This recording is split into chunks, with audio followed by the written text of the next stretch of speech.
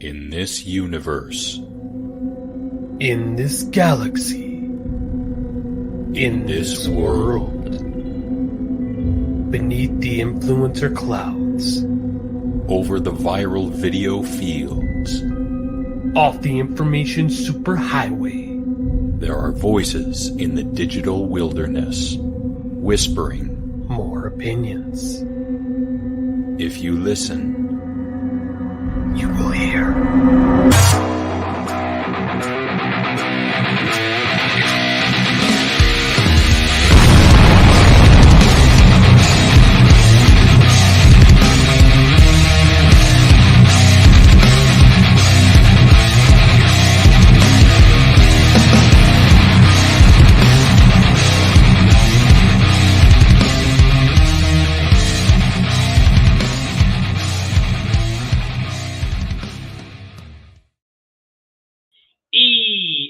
Here. And so it's Tex. Welcome, Tex. What's up, guy? So howdy, y'all. Yeah, so there's a lot of crap going on in the world today, and we're not even going to talk about it. Yeah, who gives a shit? We're going to talk about horror movies, and that's what counts. So, before we get started, I figured this is important. I shared this on Facebook, and I figured before this even starts, like, this is a good way just to start the show, just to start it. Like, that's perfect. Oh, hey. I completely agree. I can't argue. If those nasty teens weren't trying to get laid and do drugs, they were trying to do illegal drugs and have sex out of wedlock. We all know that is just a no-no. You should not be doing that. So, they must be killed. I mean, that's the only reasonable answer here. Right? So. And what's funny is now is like I like I said before the show started, we were talking, and I watched Halloween 2, and Friday 13th 2, and when they said I'll be right back, I'm like, oh, I'm like, fuck, he did the thing. He did the thing. Oh God, and it's like, we're having intercourse, you're gonna die. It's great, right? And it's like, I think everybody who is a fan of Scream, of course, is now that's right away. Whenever you hear those going, oh, well, you're screwed. Oh, yeah. Well, ever since Scream came out, so many horror fans are the Randy of their friend group. Because they know all the tropes, and they know if you drink or have sex, you're dead, or, all of the things that make the slasher genre so synonymous with horror that, you just don't, you can't help but not notice it. Yeah. And before Scream kind of parodied the horror genre, there was a movie from, I think it was 1991. I haven't seen it yet. It's a low-budget movie. It's called There's Nothing Out There. It parodies horror movies up to that point as well. So I think that would be a good one to, at some point, bring up. At least watch if you can find it. I think I've seen that one, but if I have, it's been a long time. There's a lot of parodies in horror. I mean, obviously Scream. You have the Shriek. It's got Tiffany Amber Thiessen and Tom Arnold in it. Obviously the Scary Movie franchise, and then the Wayans brothers went to do on kind of like a new version with that in the last few years. Horror is it's an interesting genre. You can go from anywhere from, like The Strangers, where it's just two people in a house, right? And there's just, and I love The Strangers, and I'm so happy that we're getting 3 movies next year in a single year. I can't wait. But, horror, there's so many options that you can go with, from Jaws to just so many things that, Exorcist. I mean, we just talked Exorcist last week over, on The Harsh Truth. And, horror it's so expansive. It's got so many different subgenres and everything else. It's kind of a make your own adventure. You know what I mean? Actually, and I want to add another one of these parody ones that if you guys have not seen it, you need to go see it, is Tucker and Dale versus Evil. Tucker, one of the best. Yeah,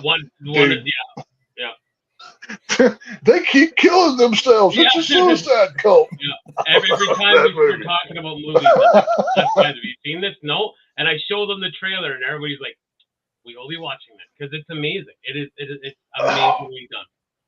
So I think the best thing in that whole movie is when the kid's like sneaking up and he's got a weapon and he's hiding in the bush, and then I think it's Tucker that's bent over and the guy running jumps and he goes head first into the wood chipper, and and then of course Tucker goes to grab his legs and pull him out, but it looks like he's pushing him in, and the team's like, "Oh my God, they put him in a wood chipper." It's just so good. It's just wasn't that the kill where he's like, "Ah, are you okay?" We're not going to get our deposit back. You know, he's worried about the deposit because of the human remains in it. Yeah. It is what it is.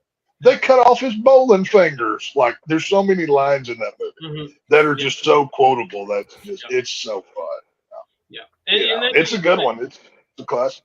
You can go, like, there's so many different genres. Like, you guys really like that, like, the ultra violent, like, the Saw franchise. Oh, yeah. Stuff. Oh, yeah. We were talking about before the show, guys. Like, I hadn't watched Friday the 13th Part 2 in years, and we watched it, and I forgot about the end, and it made me jump. I forgot. I felt so dumb for it. It's so blatantly obvious, but the volume, just how loud it was, just how loud it had to be in that theater back in the what was it, early 80s, right? The early 80s, yeah. Yeah, how loud. That would have been what? 82 was Friday Part 2, I believe. I think was it? It was. I think you're right.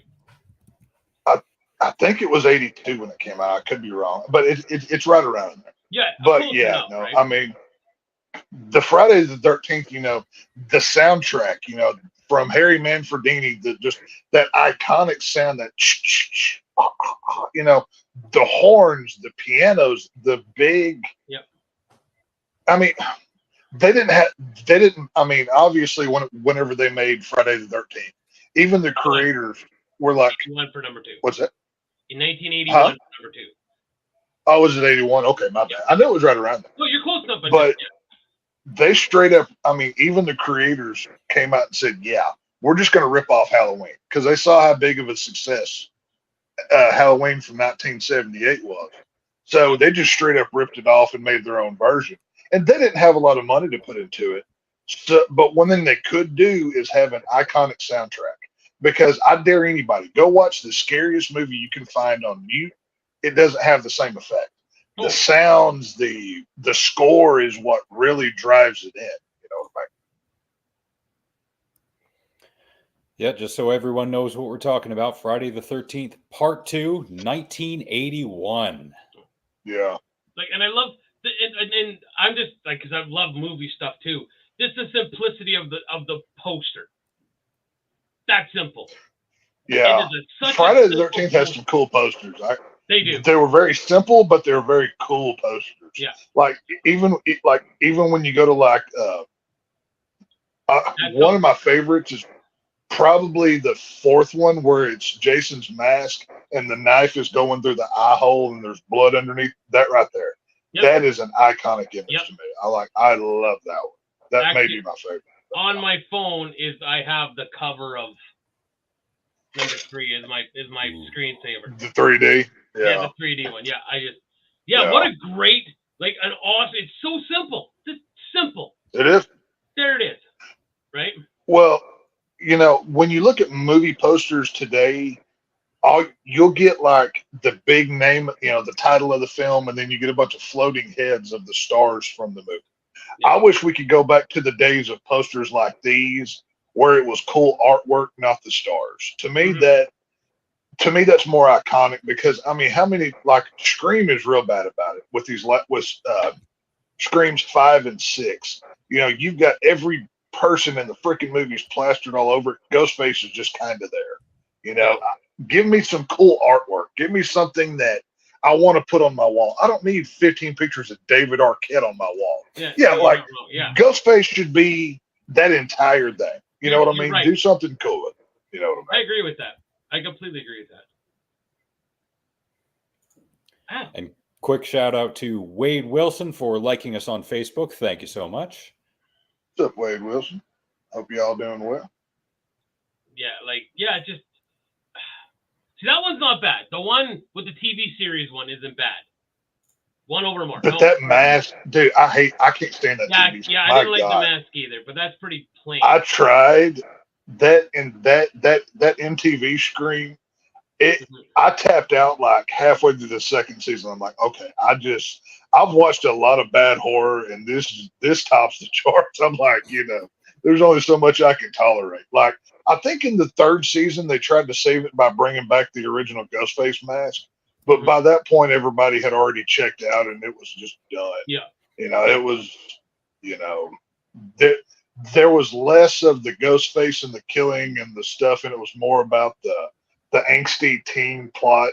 They just kind of overdid it with that flavor. You know what I mean? I like. So I do have to ask, since I'm here though, and obviously this is a ripoff of Ghostface, but what is y'all's favorite scary movie? Like, if you have a go-to, what are you going to watch?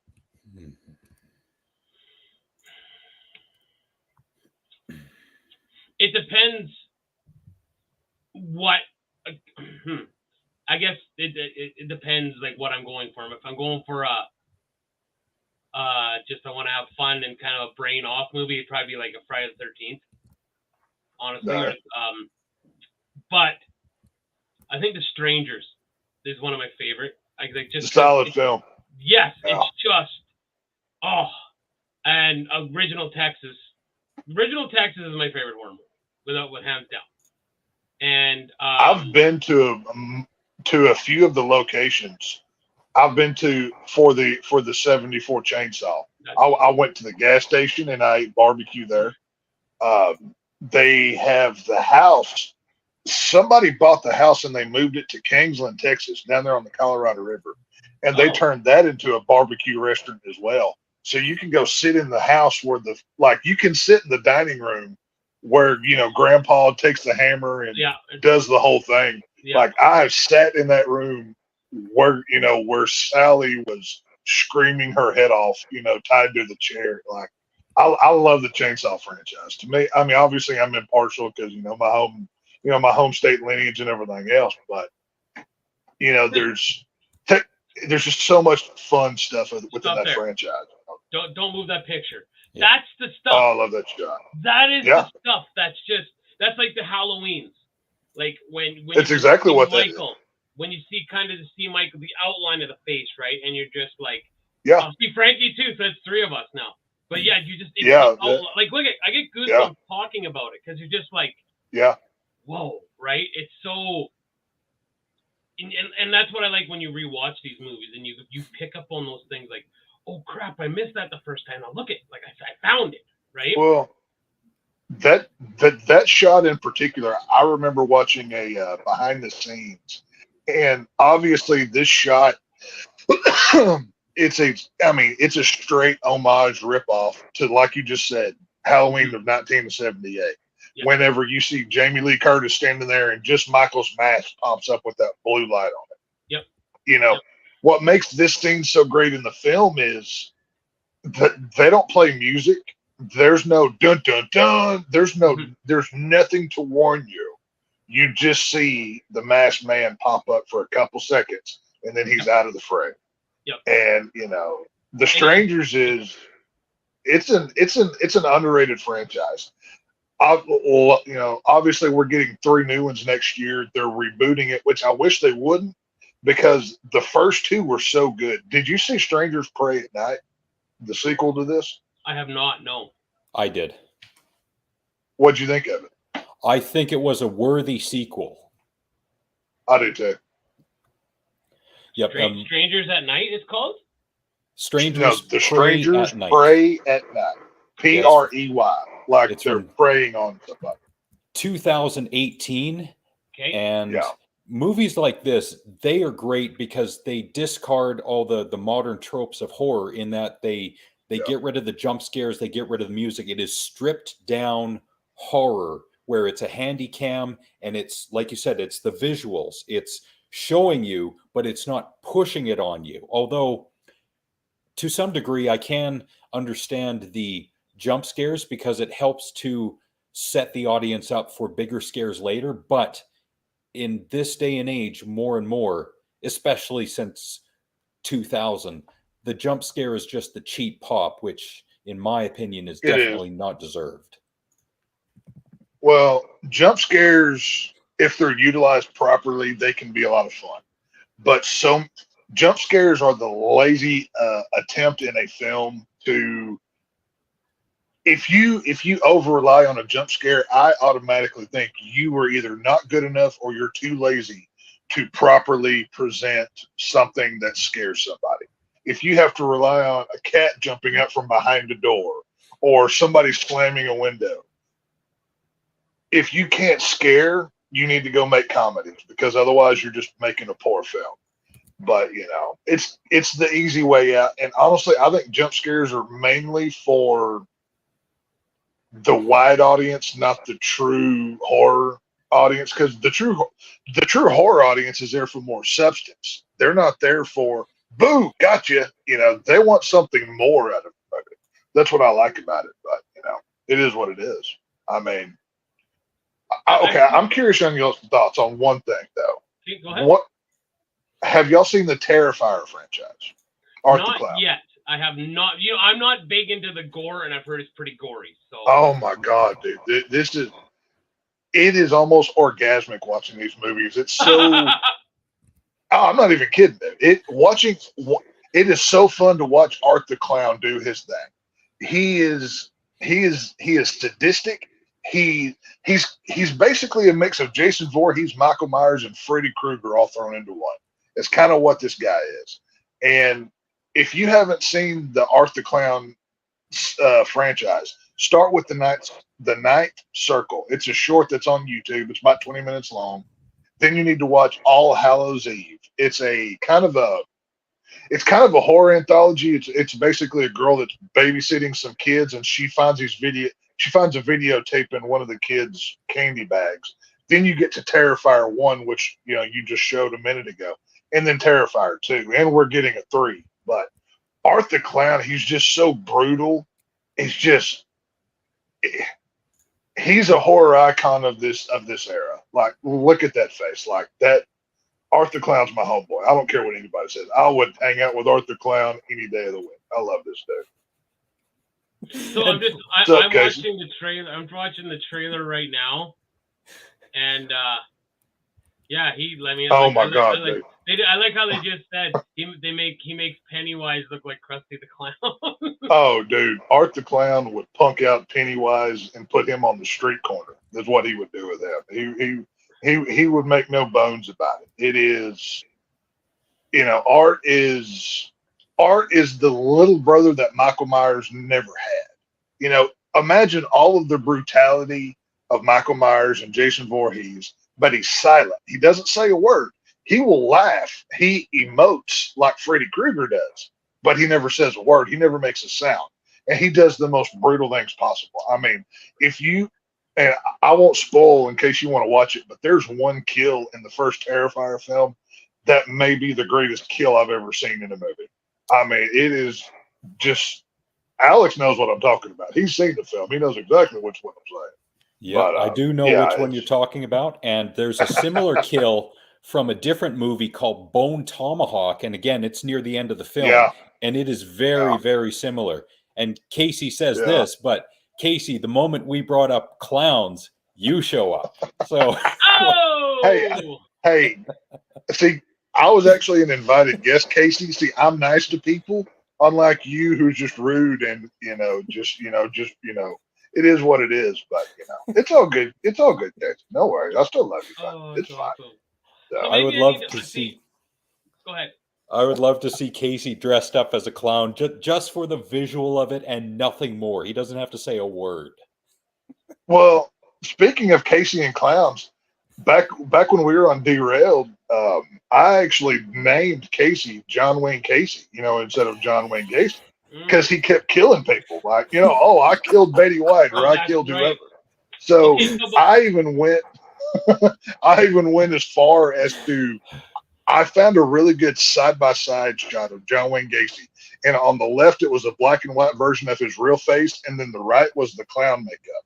Well, I found, I went and got Casey's profile picture. I blacked it out. I put half of it on the John Wayne Gacy side.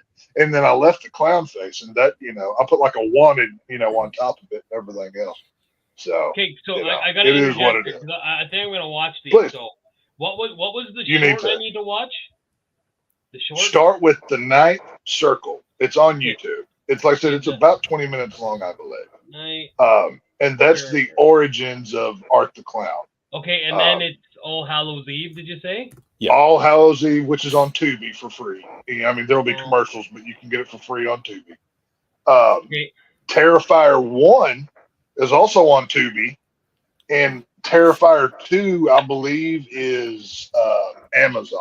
I think that's where you can stream that this month. Yeah, I think I'm going to I wanted to, okay, so you kept going there, but I want to say, like, my favorite kill, if I think of a kill that I'm like, wow, and I don't remember what saw it is, but it's the girl when she's up on the angel thing.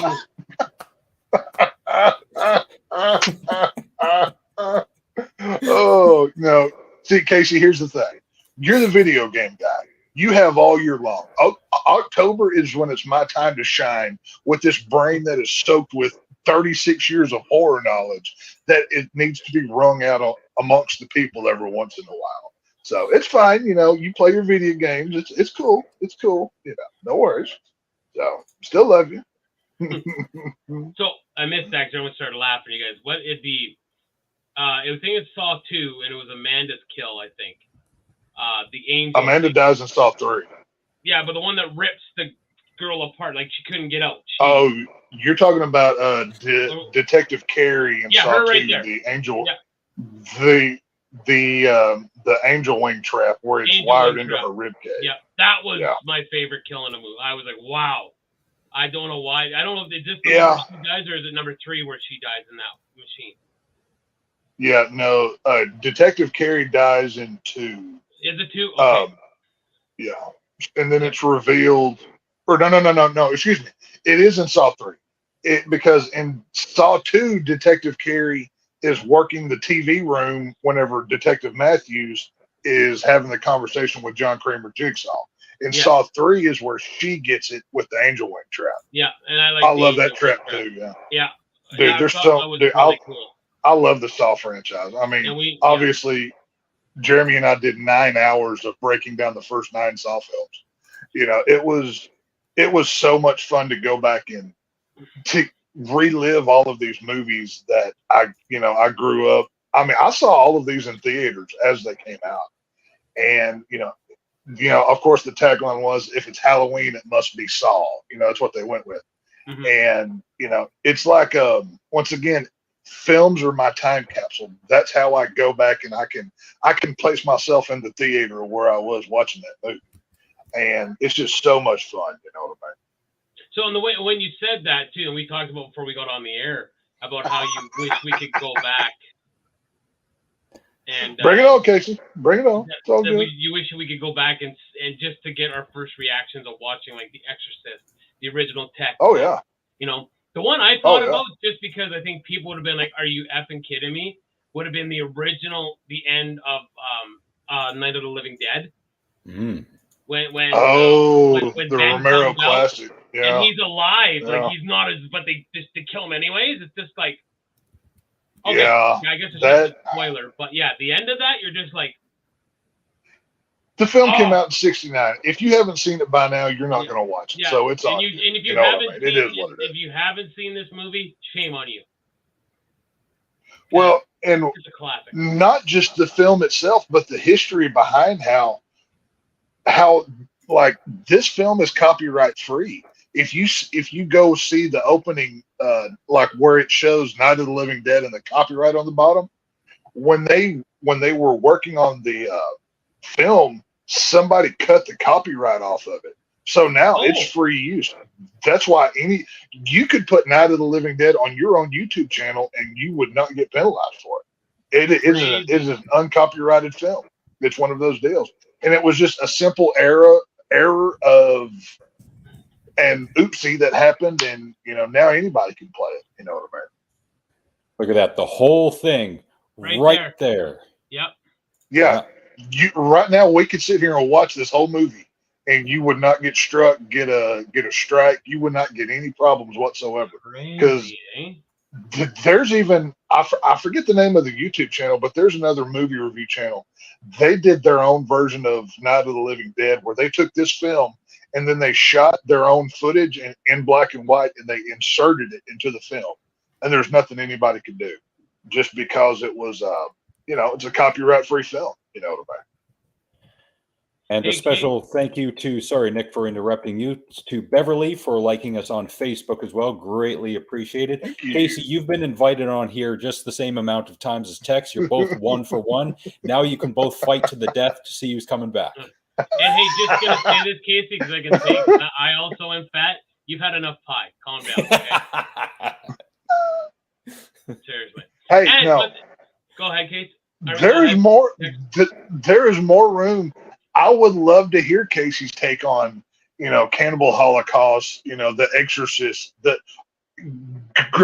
If Casey truly wants to dive into my realm, he's going to be in the nastiest grindhouse, drive-in, disgusting level. Just so many films that I'm not sure he can handle yet. You know what I mean? I dare Casey to sit through blood-sucking freaks without vomiting. That's what I dare Casey to do. I don't think he's capable of it. That's all I'm saying. But the Night Circle. I'm actually gonna look that up. I think I'm gonna watch that right after I'm done. Yeah. Well, like I said, if you want to see Art the Clown's story, start in the Ninth Circle. It's a short. Go to All Hallows Eve, and then Terrifiers 1 and 2, and they're actually on November the 1st of this year. They're re-releasing Terrifier 2 in the theaters for one day. And if you're one of the first 100 there at the theater, you get a poster for Terrifier 3.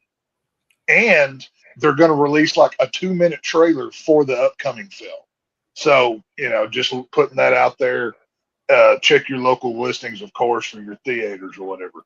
Nice. But, it's, if there's a lot of Art the Clown fans now since, Terrifier 2 boomed the way that it did. I mean, they made the film for like 350,000. It made like 15 million, I think. I'm pretty sure that's what the budget spread was.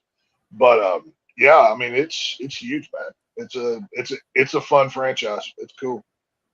I'm just looking at the night. There's the Ninth Circle. That's the second. Yeah. There it is. The Ninth Circle. Yeah. It's pretty cool. It's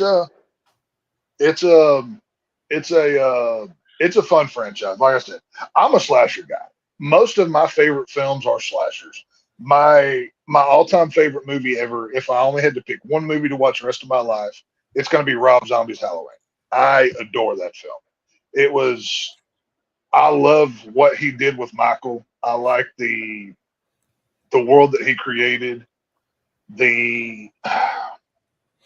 All that's hilarious.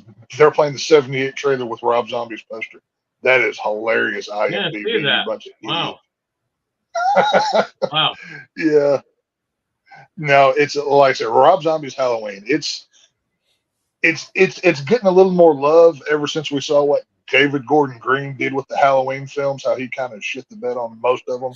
So people are kind of looking at zombies and going, that wasn't so bad after all. Maybe we had things pretty good. But no, I really love I like the 2000s era of horror. Obviously, the 80s are the holy grail. That's what everybody loves. But the 2000s remake era was really good. You had Halloween come back. The 2009 remake of Friday the 13th is my favorite Jason Voorhees studio film. It's basically the first 4 Friday the 13th in one film is basically what you get. We talked about it before we went live there. Texas Chainsaw from 2003. That film is every bit as good as the original is, and I adore it.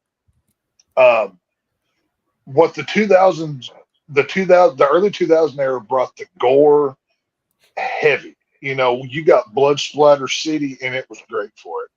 And there's I think it's kind of underappreciated, to be honest with you. I mean, that's when we got The Strangers. that was another 2000s, era film. But yeah, there's a lot of, people, they ask, why do horror movies continue to get made? Well, women soap sex. Hey, there you go. You had me at women and sex. That's all I needed to hear, Frank. So I'm good.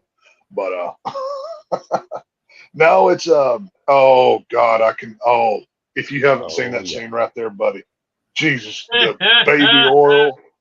God bless Texas. I swear to that woman right there. Yeah. Like, a funny story about her. She originally wasn't supposed to play that role. They had cast another girl to play that specific scene, but she refused to get naked, and so she got fired. That chick was a porn actress from Europe or somewhere. I forget what her name is. But they brought her over to basically get naked and burned to death, covered in baby oil by Jason. So, it's pretty cool. I dig it. America Olivia, yeah. God, she's just a smoking hot piece of tail right there. Like, I agree. How can you not love these movies? You get hot women, you get killing in it, you get action, slasher movies are where it's at. Obviously, everybody has a favorite genre, but for me, slashers are kind of it. What about y'all? Like, what's y'all's go-to genre for like horror films? You know what I mean? I like the build. I like the suspense. Okay. Like, actually, so I think kind of like a slow burn. Is that your thing? Like Jaws. Like, Jaws is my favorite movie ever. So I mean, if you want to call that a horror movie, but it's that build. I do. It's the build. It's kind of like the reveal, like even we talked about it before the start, like Seven. It's the build. Yeah. Even the first Friday, where if I could go back and I wish I could go see the first Friday the 13th without knowing anything about it, and like when you realize, like, oh my God, like, this woman is the killer. Like, what you had sex with Weekend? With Weekend? Ooh, were you blinded by the light? The Weekend is a Canadian artist. A male Canadian. Don't y'all do like a English is hard thing on this channel when somebody? Oh yeah, wait, where's the Brody thing? I got it. Oh, the Brody rule. Yeah, there you go.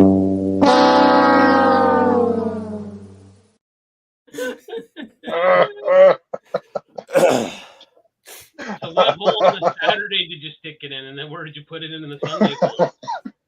He found a knot hole out there in the oak tree. Leave him alone. He's got to do what he's got to do. It's fine. So, okay, you're a big Friday fan, obviously. Yeah. How do you find the original rewatchable? Because I don't. If I never see that movie ever again, I'm okay. Like, what are your thoughts? I want to watch. I haven't watched it in a long time. I've seen it on TV. Of course, it's not as good. I want to watch it, and then it's probably gonna go get filed away with like the Dream Warriors for me, because like I hadn't watched the Dream Warriors in a long time, and then I'm almost scared to go back and look. Because now you're saying it like it doesn't hold up, right? So it's like I don't want to go back and watch it because like I don't want to lose that feeling of how much I like the movie. That's what happened to the Dream Warriors with me. I went and when I rewatched the Dream Warriors, like, this is the drizzling shit. Right. You know, it's Brody's favorite movie. Well, that's the thing. Well, there's some movies like Blair Witch. Blair Witch is a tremendous film. Like, I mean, it revolutionized horror in the 90s. Definitely. Yep.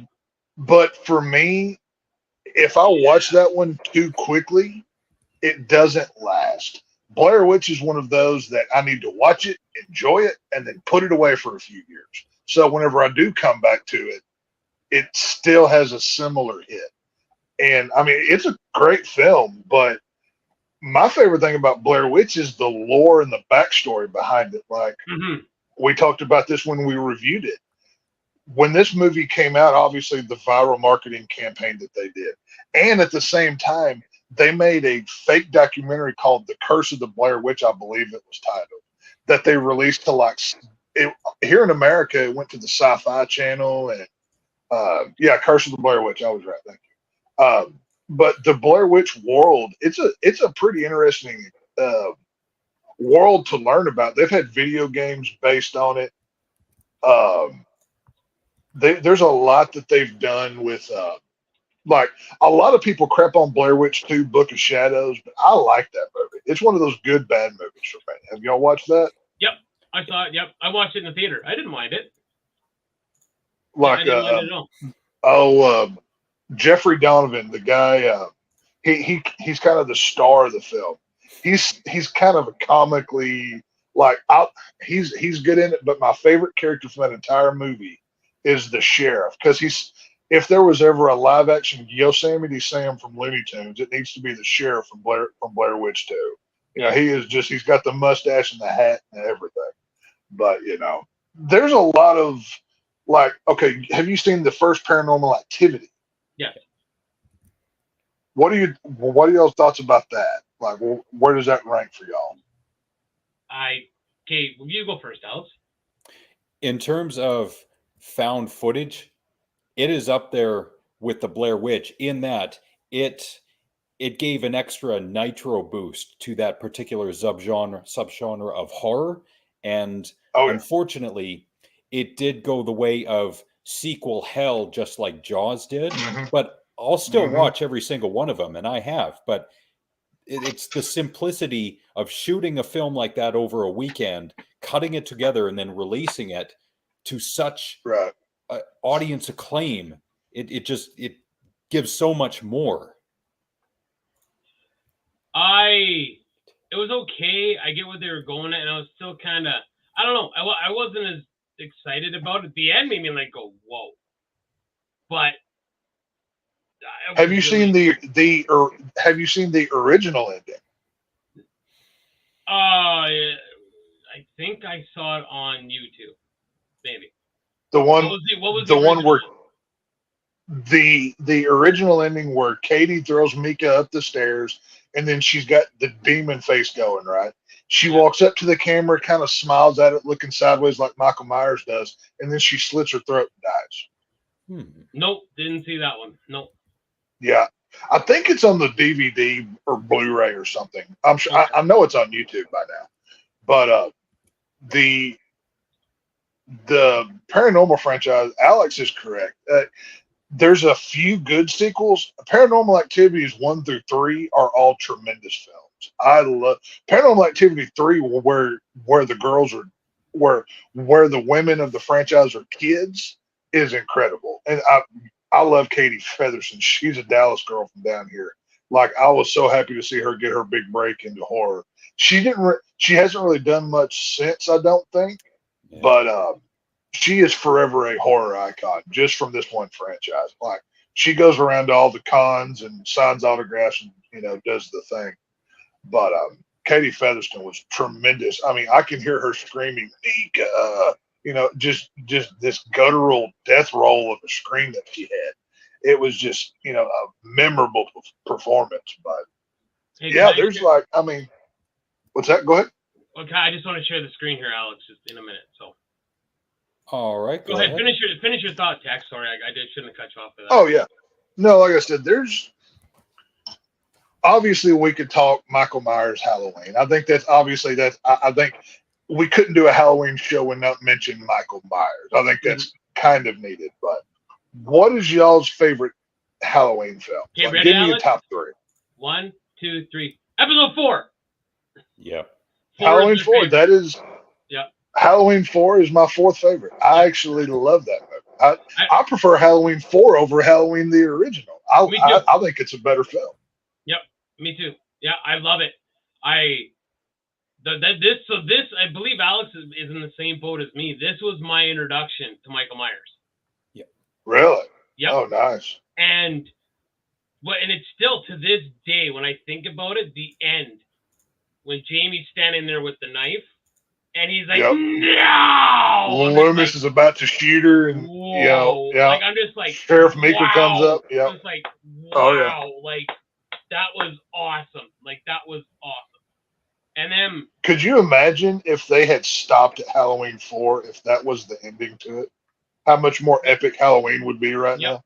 Yeah, because 5 was 6 was. We don't talk about Halloween 5. Halloween 5 doesn't exist. When that French guy director that they had come in, and he put like those comical boom, boom, boom, boom, boom, boom sounds when the cops are on the screen, and you There know, it is. Jamie can't. Yeah, like What a oh, picture. it was so good. There it is. Yeah. Now, I do have a gripe with Halloween 4, though. If you look at the cover of the film, it's got the cool mask. But when you watch the movie, I don't know what mask they. I don't know why it was so hard to design. Look at that. It's horrible. It looks bad. Like he's got the.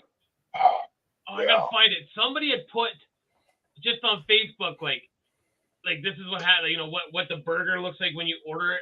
Like on the menu at McDonald's, and it's got the cover of number 4, and it's like what you get. And of course, it's a crappy burger with this mask, right? Like, the mask sucks. The mask sucks. Well, it gets even worse in Halloween 5. They basically took that mask, except they made the neck 15 inches longer, and they don't tuck it in the suit, and it looks fucking weird. Yeah, you know what I mean? It's bad. Not good. Not good at all. Well, okay, so what are y'all's thoughts? Oh, look at that. In lieu of the mask, let's look at her. Yes. Yeah, like whenever she's getting her virginity took in the barn, and then she gets pitchfork for her troubles, you know, you know, it's she went out on top, but you know, it is what it is. Finish my thought here. My Halloween star would be 4, and then Rob Zombies. I go Zombie Halloween 1, Zombie Halloween 2, Halloween Kills, and then Halloween 4 would be my top 4. Okay. What about you, Alex? Yeah. Halloween 4. Look at that. Oh. I love that. That looks cool. God, look at that neck, though. Just tuck the freaking mask in. Jesus. You know, I did like the ending of Halloween 5, particularly because of when she's walking in the jail and she sees that the cell he was in is empty. Yeah, and the man in black. Yeah. When she says no and then it cuts to black, I love it when movies end like that. They cut the picture, just like with the end of Scream 3. They cut the picture, but you still hear the sound. I love it when movies do that. Now, what are y'all's thoughts on Halloween 3? Obviously, it's the anthology. It's the not Michael one. Where do y'all stand on this film? Like, this is always a hot topic amongst Halloween fans. What are y'all's thoughts about it? That's 2. Again, if it was just its own movie, not Halloween, I like it. If you get out of the Michael Myers stuff out of your head, like it's not a terrible movie. Again, an awesome case or poster. I didn't mind it. Alex? It's okay. I go back and forth on Tom Atkins. I think he's an all right actor, depending on what project he's in. Jesus. This, I can't see why this was really tied in with the Halloween franchise. I think it should have been something on its own, but you can't sell a movie like this on its own. Therefore, let's attach it to the Halloween franchise so it makes some money, and it probably did make a whole bunch of money on its opening weekend. Yeah, I know it pissed a lot of fans off, especially when this came out, because Halloween was Michael Myers. You know, you had 2 films that, you know, I mean, which I don't really like Halloween 2. I think it's a very boring, like it's basically Michael chasing Laurie in a freaking empty hospital for 90 minutes is what that film is. It's not a good Halloween film going back and looking at it. But when Halloween 3 came out, obviously John Carpenter was done with Michael. You know, he didn't want anything more to do with it. And they were going to turn Halloween into the anthology route, which I think Halloween 3 would have been received better if it took place on Halloween 2. If we never got a second dose of Michael, people would not have established this franchise belongs to Michael Myers. You know what I mean? But three deep into a franchise, the rules have been established. And I don't think Halloween 3 is a great film. It's obviously a cult classic now.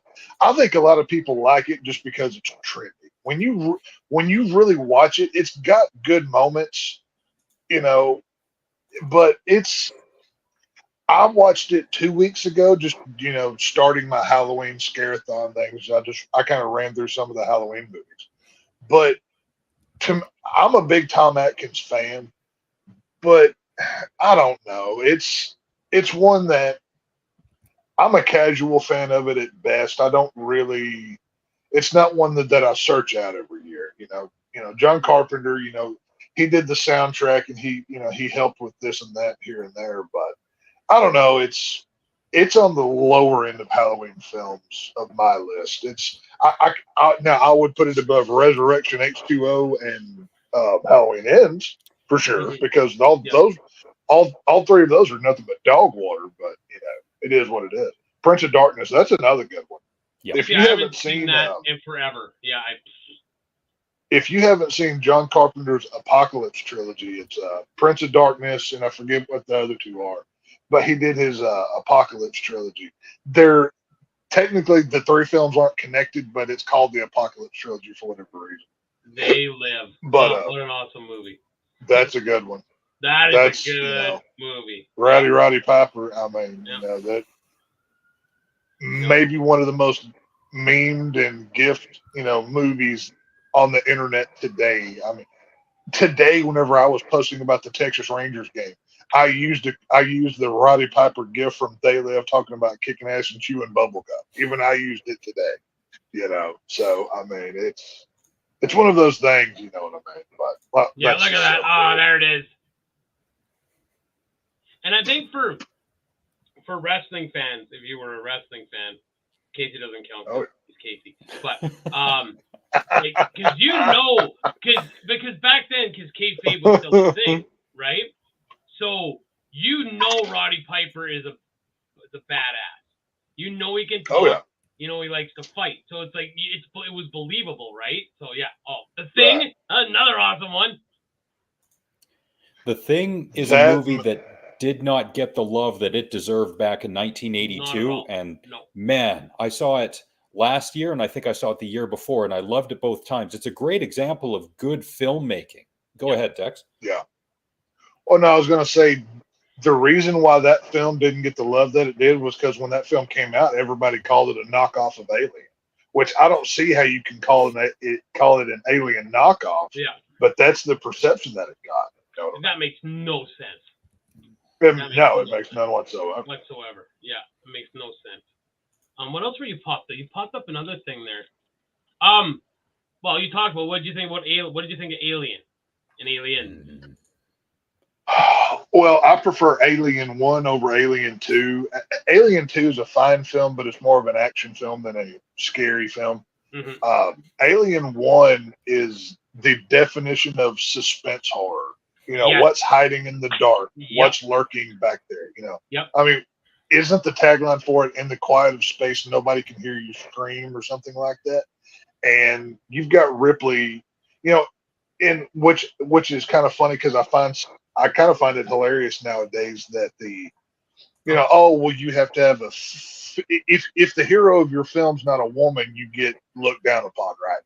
Horror was doing this in the 80s. Yeah.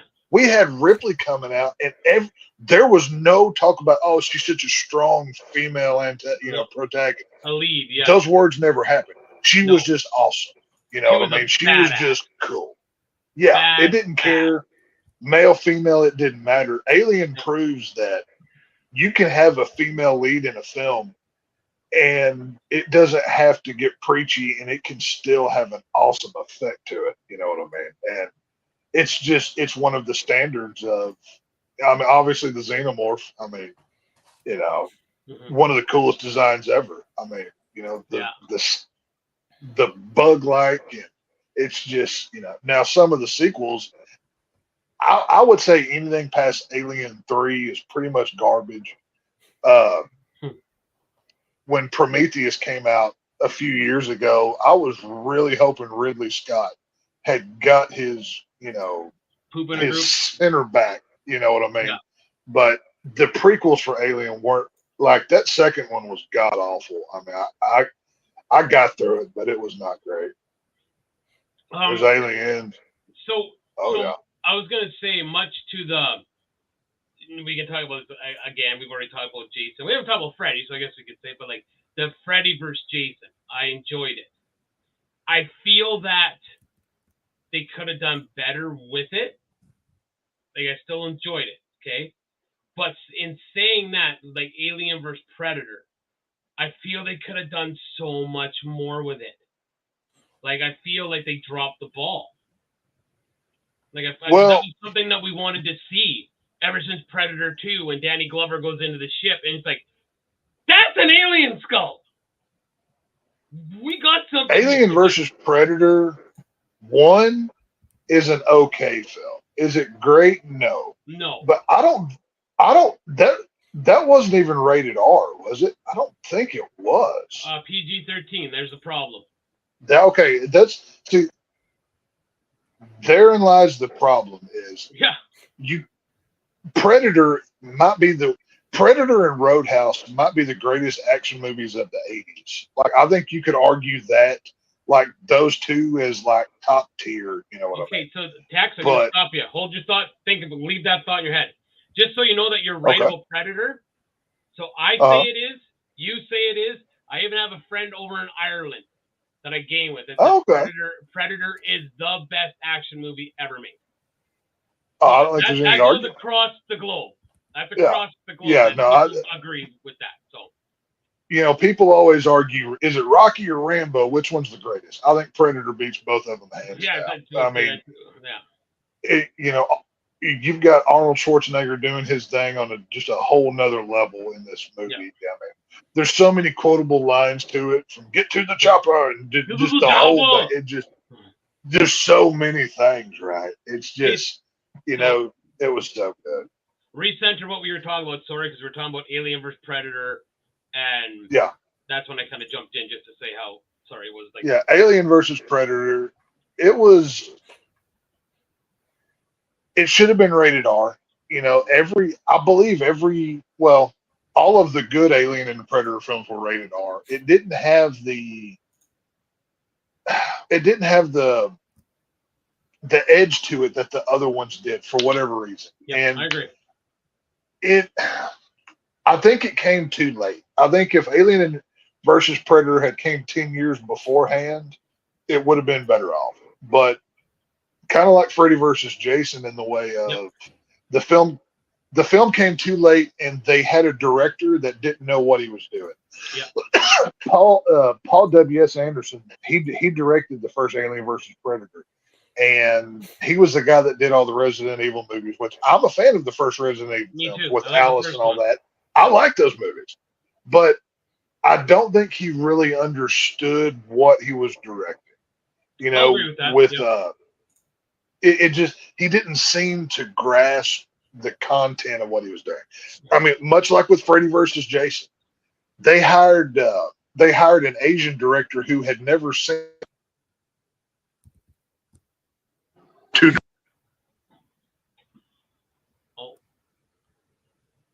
Did we lose him? I got a phone call.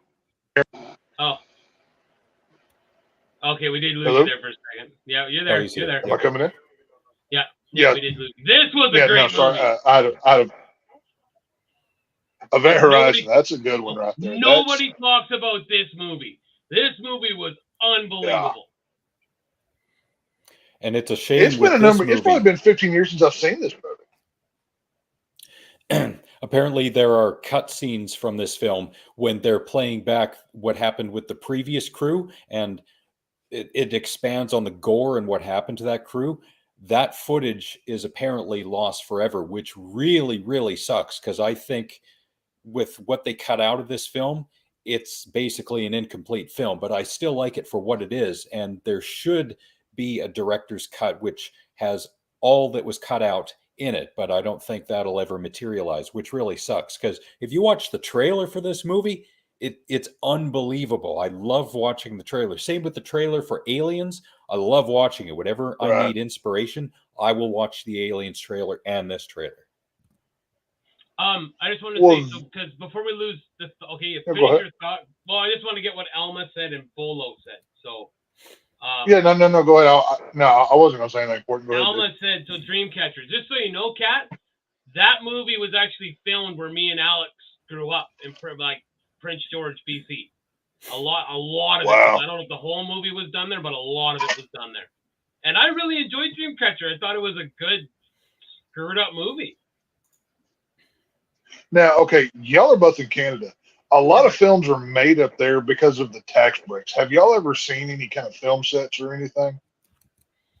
I saw. Well, Alex would see more, but I've only seen one, and that was Corner Gas. It's a Canadian show, and I saw this building set up in Saskatchewan. Okay. Apparently, if I had went an hour west, I would have seen the setup for Ghostbusters because it was recorded in Fort McLeod, a lot of it, and Echo One was there and everything. I should have went to go see Echo One. Wow. I should have went.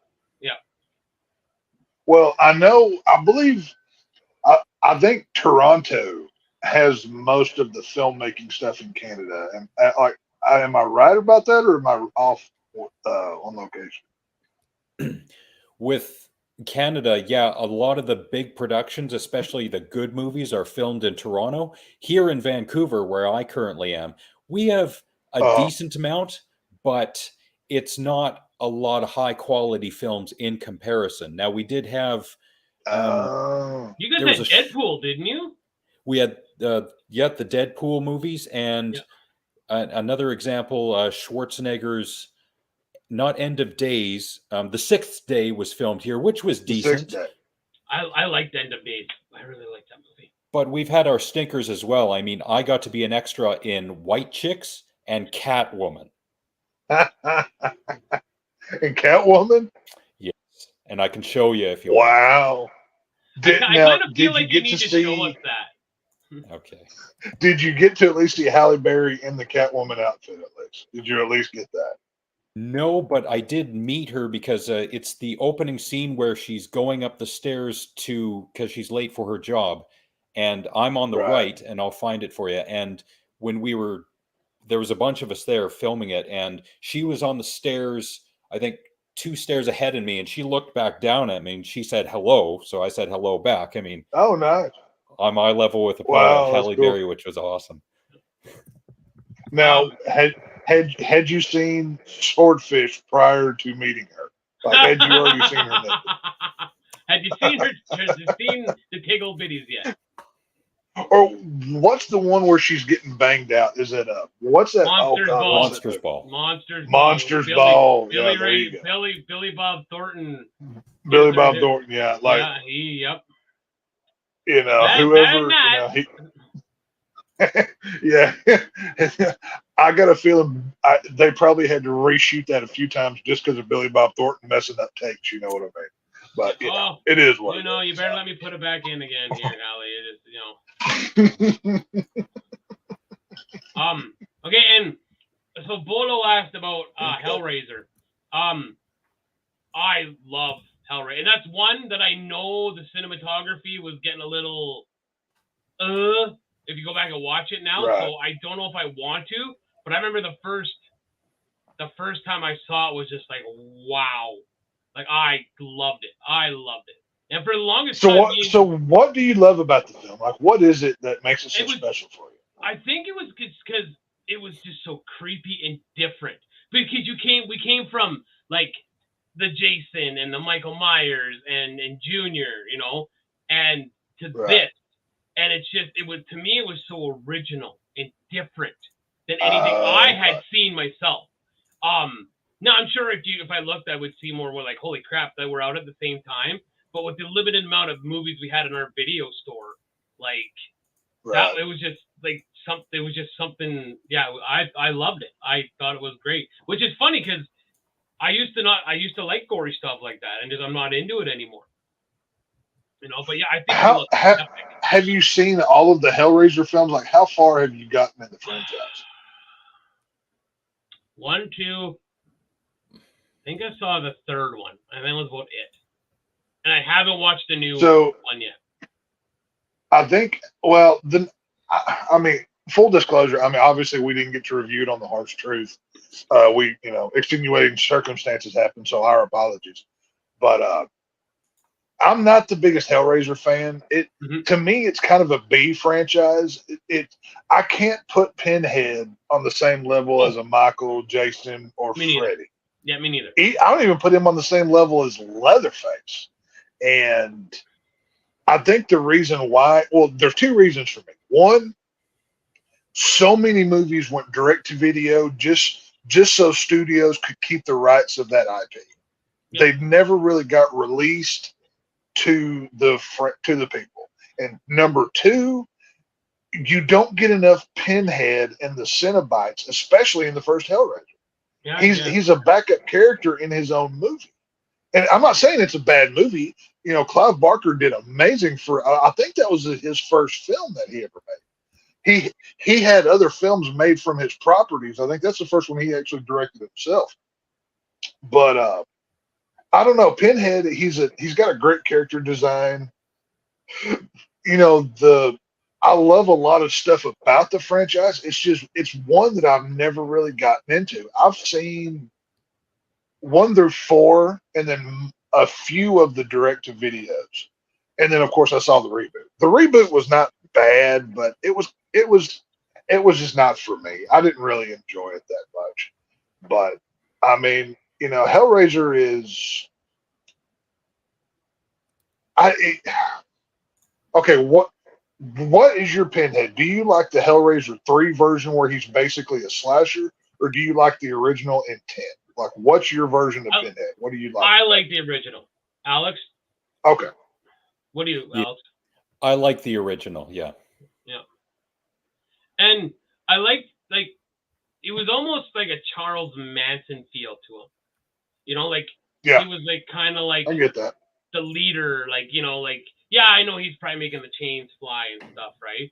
But at the same time, it's Right. like, you know, it feels like he's kind of standing back while the other Cenobites are moving up, kind of thing. Like he's like the puppet master almost, kind of thing, right? So, yeah. Well, I mean, Pinhead he's the Hell Priest. How does the line go? They're visitors from other realms, and demons to some, angels to others. I know I didn't get that line exactly correct, but it's something close to that effect. Yeah. I got the gist of it. But it's like I said, I like the idea of the Cenobites. They're just so underutilized, especially in that first movie. Now, Julia is a terrible character, and the uncle, I can't remember the uncle's name in the first film. Is it Frank? I think so. Sounds right.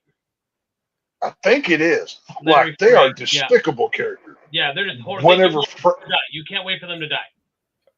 Yeah. Oh, well, I mean, the scene whenever Frank is wearing his brother's skin and he's trying to have sex with his niece, it's like, my God, you are just depraved as possible. Now, I will say, the dad in that movie, he is nothing but a cuck. He just lets Julia run all over his ass. Yeah. Jesus Christ, he is listen, like, there is no way around it. Yeah. Now, I will say, Ashley Lawrence, Kirsty, she is an underrated final girl, and she has not gotten the appreciation that she should for that role. Yeah. And in those first 2 Hellraisers, she was great. She was, I mean, besides the horror stuff, she was the best part of the film.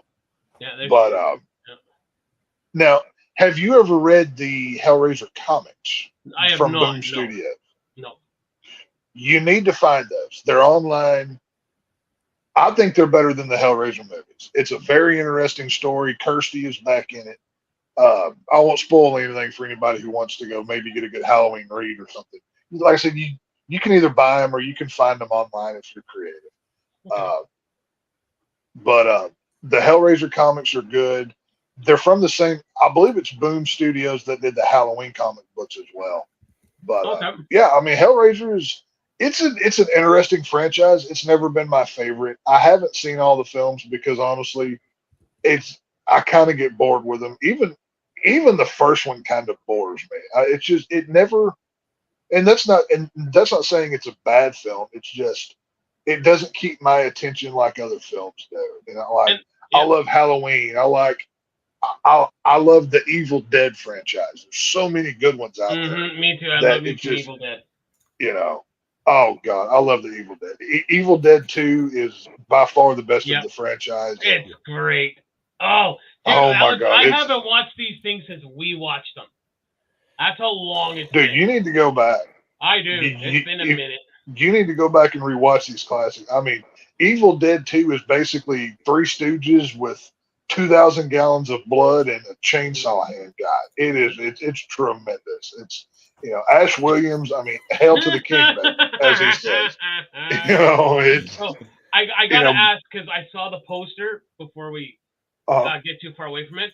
What did you think Yeah. of the original Candyman, the original one with Tony Todd? Oh, the original, it's an essential film of the 90s for horror. Mm-hmm. Tony Todd's performance in the film cannot, I mean, Tony Todd's one of the more underrated horror actors. He did obviously Candyman, and then he took the Dwayne Jones role in Tom Savini's Night of the Living Dead remake that he did. It did an awesome job of it. The remake of Night of the Living Dead from 1990 is, I like it.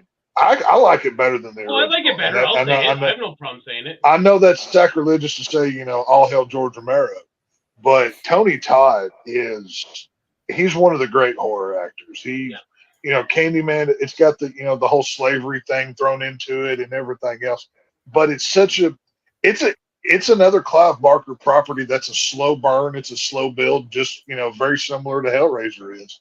But I think Candyman's better than Hellraiser. If you had to, if I had to pick one, I'd go with Candyman out of those two. I think they're pretty good. I haven't seen the remake though. I still haven't seen it. Very mixed. Well, actually, I haven't heard mixed. But for most people that I know, just didn't like it at all. I've seen it. It's very few. I'll go ahead.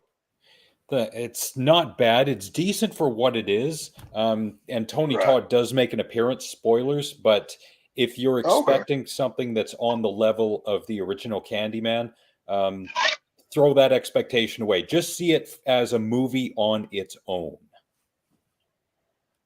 So, have y'all seen Exorcist Believer, the newest one that just came out?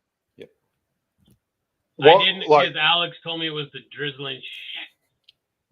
Yeah, I know you briefly touched on it, but kind of go through quickly. What did you think about it? Because we just reviewed it. And some of my review is probably going to parrot what you guys had said, because I did listen to y'all's review. So to reiterate what I had said with Nick, on its own, it's a decent movie. It's not bad. I was expecting a little bit more of an explosive climax, giggity, but and that was not intentional. But when you compare it, when it is a sequel to one of the greatest films ever made, absolute trash. Don't go into it expecting to see the next level of The Exorcist. Just go into it as a possession movie, not exactly on the level of The Last Exorcist or The Exorcism of Emily Rose or anything like that. Just as a possession movie on its own. It's all right. The Last Exorcism is true. Besides The Exorcist, I think that's my favorite exorcism movie. It's very good. I mean, it's got the found footage format. The whole preacher that he doesn't really believe, but by the end of it, like I said, if you haven't seen it, it's on Tubi for free if you want to go. I'm not sure where you can find it, but now, have you seen The Last Exorcism Part 2? Ooh, I have not. Yes, it's more of it's not found footage. It's more of a traditional style filming of movie, but it picks up seconds after the first one. And I recommend watching it back to back with the first one because it plays better. If you watch it by itself, it's not as good. But if you do the double feature thing, which I did this weekend, I watched them. It's pretty cool. They really get into the lore that they laid down in the first one. Some characters return from the first one, some don't. But it's worth checking out. It's not a great movie, but it's better than Exorcist Believer. I'll say that. Exorcist Believer was I think my short thoughts were cash grab nonsense, like very generic possession film, very. It's like I said with Jeremy, Frank, and Nick. It was a safe Exorcist movie that should not exist. You should not. You should not watch The Exorcist and be able to sit there and just munch on your popcorn and candy and not be terrified at something. You know, I believe it was Jeremy that had pointed out when Catherine, the white little girl, is walking down the aisle of the church screaming "Body in the Blood," how big of a wasted opportunity that was to do something shocking right there. Do the spider walk or do the crab walk. Have her piss on the carpet. Have her do something. But they wasted it with "Body in the Blood," "Body in the Blood," and it felt so. I hope Universal, I even said on the review, I said, get ready for 15 more Fast and Furious movies so Universal can make up that $400 million they spent buying the rights to The Exorcist. Because there's no way they're making their money back. But, it is what it is. It was not the best movie of this Halloween season. That belongs to Saw X. And, we've still got Five Nights at Freddy's, but that's a different kind of horror coming up, so. I don't know. Are y'all fans of that movie or those games? Have y'all ever played any of those or anything? No, the kid did, but I didn't. Okay. Yeah. I know Jeremy and Rachel. Jeremy and Rachel are they love this, and whenever we do our review on the 31st, we'll actually be live on Halloween that Tuesday. They're big fans of this. Like they've played the games. They bought the Funko Pops, and I've seen some of their stuff. They're pretty big fans of this franchise. But I'm interested to see this. Now, one thing that does worry me is this film is getting a day and date release on Peacock here in the United States. Yeah. I don't know about do y'all have Peacock in Canada? The streaming service? No. What is there something similar to that? We have like Netflix or something? Netflix, Amazon Prime, Paramount. You can almost buy anything. I'm sure if there's an NBC, I'm sure there's a version of it. Oh, wait. Okay. Yeah, go ahead. What is that one? That's your cat. That's your Alma.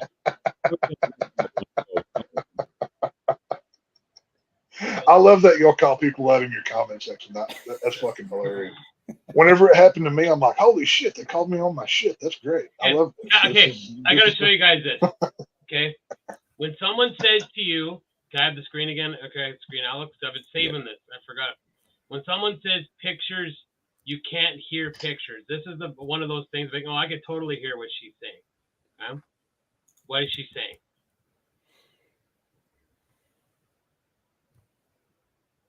No? We made you! Oh, yeah. Okay. Oh, God, what is it? Oh, yeah. Maximum Overdrive. Yes. Oh, my God, I'm trying to remember. I haven't, dude. Even okay, that's the only film.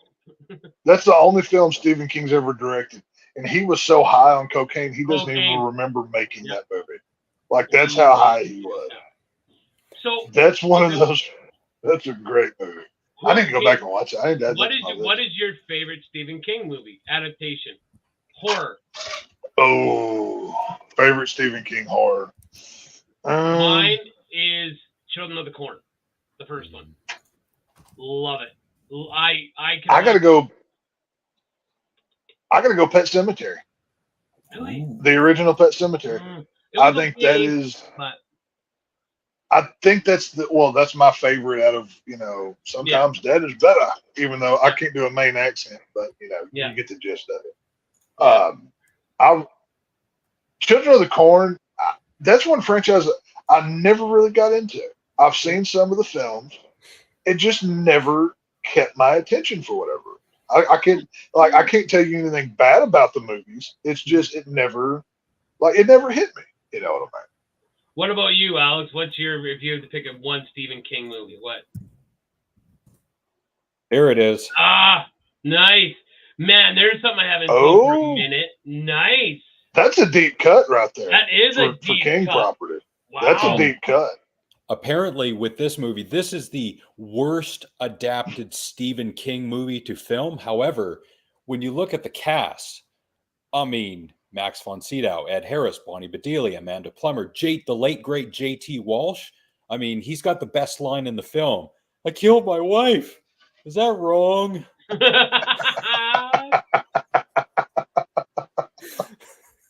And this was filmed, I think this was filmed on Bowen Island, which is a really small island off West Vancouver, not very far from here. I think it was Bowen Island. Really, really good movie. I love movies that are just all over the map like this. And you get to see Amanda Plummer in 1993 before she went crazy in Pulp Fiction. You get to see Max von Sydow seducing Bonnie Bedelia. You get to see Ed Harris going crazy. You can't go wrong. Oh, I need to rewatch that. I haven't seen that in years. Steven, I mean, obviously, I mean, the easy answers would be, you know, like It, Children of the Corn, Pet Cemetery, you know, maybe even like Firestarter. A lot of people would probably say Christine. But Christine, yeah. I mean, there's a lot of good choices, but we'll be reviewing It tomorrow night. The first part is great, but like I said, I'll get deeper into this tomorrow. But it is. Do y'all think that's more famous just because it's a clown and the poster was so cool? Why it stands out so much? Like, what makes that stand out so much? I'm curious. It's okay. So it's definitely the poster. This is one. Okay, to me, this is that movie that this kind of goes along the lines of the Dream Warriors. Yeah, it won. Okay. I remember it was really cool. But when I see it now, like, I remember because me and the wife watched it before we watched the new one. And I was like, oh, the spider is terrible. Because it looked terrible. But this is also, 88? 90? Yeah. So it's like. Yeah, it was 80. Yeah. It was 90. 90, right? So it's like. Was it 90? Yeah. So, my God, right? It was 88. Oh, I was wrong. You know? So, and that being said, I think it's the poster because it looks so cool. And then with the new the first one I really enjoyed. I was like, okay, that was pretty good. The second one was so bad, in my opinion, and my son agreed. Like, he was learning how to drive then. We actually stopped watching it, and he goes, Dad, can we go drive? Like, he just wanted to go practice. Wow. Yeah. And then when we he'd rather turn a movie off and go drive. Holy crap, that's bad. And like, we get home, he's like, should we watch it? I'm like, yeah, we should finish it just to say we finished it. And I thought it was terrible, the second one. I didn't like it at all. Well, what's your interest level in the upcoming Welcome to Derry series that's going to be on HBO Max? Okay, first off, before we go on that, Alex, what did you think of the It movies? The old series from 1990, I saw it at a very young age, probably when it came out as a TV series back in 1990. It did unnerve me at the time. But then again, when I saw Michael Jackson's Thriller video, that scared the life out of me. Too. So I scared the crap out of stupid. With the new It, the first one was really good. I love the build-up. The second, I'll agree with you. The second one, It ends not as great. It's still a decent movie. I mean, you got to take your time with stuff like this. And considering the runtime, 2 hours, 49 minutes, they did. And it helps to flesh out the story, get the characters not only well established in the first, but go through their timeline, their arc, their storyline, and bring it to its, I guess, logical conclusion, which they did. So I can appreciate that. Mm-hmm. Yeah. Okay. Now, on to talking about Derry. I like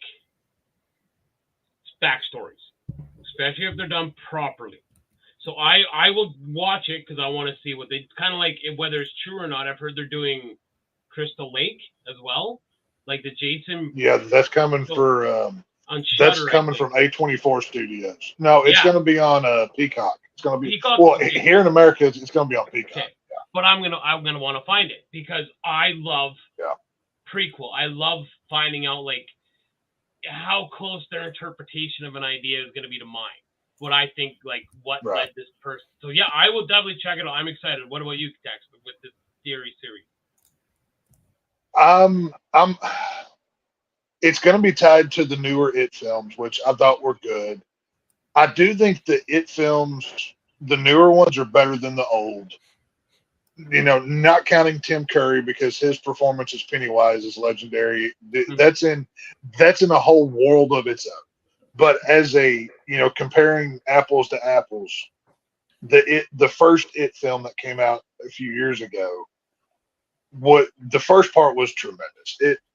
We've had two tries at It so far, and I think we can pretty clearly prove that it works better with the younger kids than the adults. Because I've never heard or met anybody that had ever said, I didn't really like that kid part, but the one with the grown-ups, that one was really good. I've never heard that in my life. So to get to go back into that world, I hope they flesh it out more. I want to see time jumps, you know, every 27 years, you know, go from the 40s to the 60s to the whatever, and show me different time periods in Derry. Show me long form. I want to see multiple seasons of it. You know what I mean? Yeah. That's what I'm looking forward to. You know what I mean? I want to see how the other kids combat, or if anyone even tried to combat it. No pun intended. Right. Right. You want to see like what they did. So, well, you know, that's the thing is, you know, there's a lot of, you know, because I was asking y'all prior to going live, what is y'all's, like, you know, if you have like a theme, you know, I know Alex always likes to recommend a film, so I thought I would kind of come prepared to, you know, bring something to the table for the ones that, if you're looking for something to watch in October, every year I do a scare-a-thon. This year my theme was every film takes place on Halloween Day. So I like that fall feel. I like the ambiance of the day. I wanted as much October 31st in October as I could get. And I didn't do 31 because I don't have time to watch 31 films in a month. So I've got too much going. I do have 18 though. I've got House of a Thousand Corpses by Rob Zombie, 31 by Rob Zombie. Haunt is a very good film. It basically takes place in a haunted house in the middle of nowhere. It's made by the guys that did what was that, John? The John Krasinski movie where he has to be quiet. A Quiet Place. A Quiet Place or something? Place. Yeah. A Quiet Place, yeah. It's made by those guys. If you want to see a really cool knockoff of Scream, but in Halloween form, go on to Tubi and find Trick. Trick is basically, it takes place every Halloween. It's a slasher. And I'm not going to spoil anything because it's a really fun film. It's got the Black Doctor from House, the TV show. He's the star of the film. It's a pretty good one. Funhouse Massacre. Funhouse Massacre on Tubi is one of my favorite films. It is bonkers, off the wall. Basically, a bunch of killers get broke out of prison by a Harley Quinn knockoff that's one of the guy's daughters, and they kill people in a haunt. That's really all you need to know. Let the madness ensue. Awesome. Behind the Mask: The Rise of Leslie Vernon. I had mentioned this on y'all's show last week. Mm-hmm. It's a mockumentary of a new upcoming slasher that it lives in the world of Jason and Freddy, and like all of them are real. This is a mockumentary of a new guy in that world. Another personal favorite of mine, Night of the Demons from 2009. I don't know if you, obviously the Night of the Demons started in the 80s, but this one has Shannon Elizabeth from American Pie, the Russian chick, the one that gets naked in there. Yeah.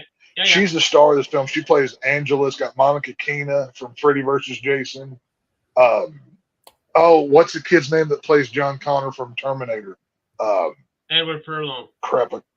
It's got Edward Furlong in it. It's a pretty good one as well. That one's on Peacock. The next two I'll recommend are anthology films. Tales of Halloween. It's on Tubi. It's got multiple stories that interlock with one another. All of them take place on October 31st. That it's a fun, like, it's a movie you can put on, and even if you're not watching hardcore, if it's on in the background at a Halloween party, you can have a lot of fun with. Well, maybe my favorite Halloween movie that's not Michael Myers on this list is Trick or Treat. Trick or Treat. Yes. You've got Sam.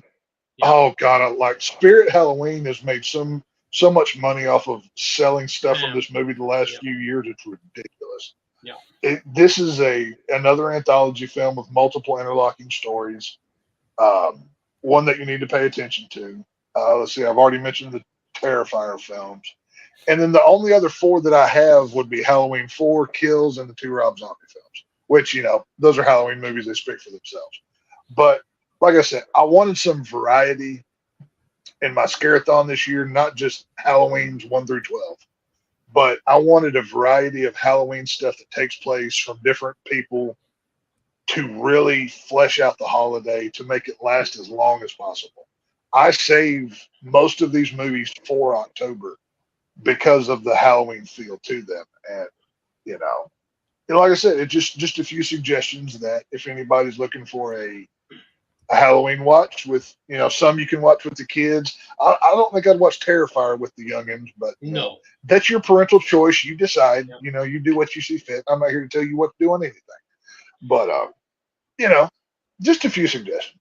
So then I would recommend maybe in between each movie, you do what I've been doing and go watch one of Texas's movies and then watch Treehouse of Horror #1 from The Simpsons.